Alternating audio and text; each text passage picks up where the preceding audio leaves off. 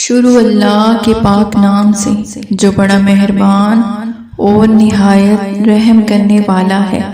السلام علیکم۔ بنی اسرائیل میں ایک فاسق اور گناہ گار شخص رہتا تھا اور شہر کے لوگ اس کے گناہوں کی وجہ سے تنگ آ چکے تھے۔ انہوں نے خدا کے حضور اس کے خلاف بد دعا کی۔ اللہ تعالیٰ نے حضرت موسیٰ علیہ السلام کو وحی فرمائی کہ اس فاسق انسان کو اس شہر سے جلا وطن کر دو تاکہ اس کی وجہ سے باقی لوگوں کو تکلیف نہ پہنچے۔ حضرت موسیٰ علیہ السلام نے اس شخص کو جلا وطن کیا۔ وہ شخص دوسرے شہر میں چلا گیا۔ کچھ دنوں کے بعد حضرت موسیٰ علیہ السلام نے حکم خداوندی کے تحت اسے اس شہر سے بھی جلا وطن کرا دیا۔ اب اس کے پاس رہنے کے لیے کوئی جگہ نہ تھی۔ وہ شخص ایک غار میں جا کر رہنے لگا۔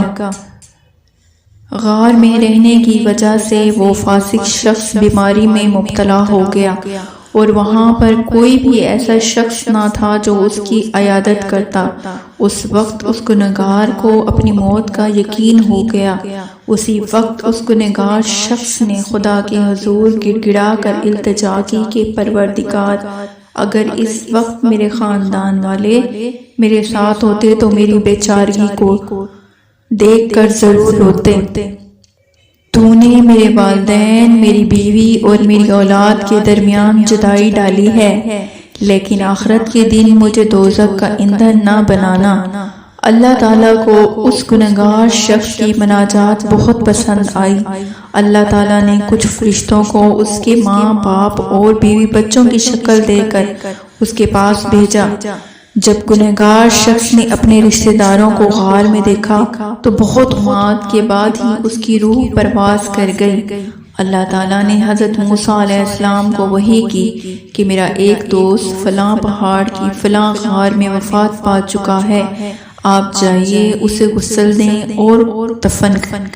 حضرت موسیٰ علیہ السلام اس جگہ پر آئے اور اس شخص کی لاش کو غور سے دیکھا تو پہچان گئے، یہ تو وہی گنہگار شخص ہے جس کے متعلق خدا نے انہیں جلا وطنی کا حکم دیا تھا، اور عرض کی اے پروردگار، یہ تو وہی فاسق اور گنہگار شخص ہے جس کے متعلق تو نے مجھے حکم دیا تھا کہ اسے جلا وطن کروں۔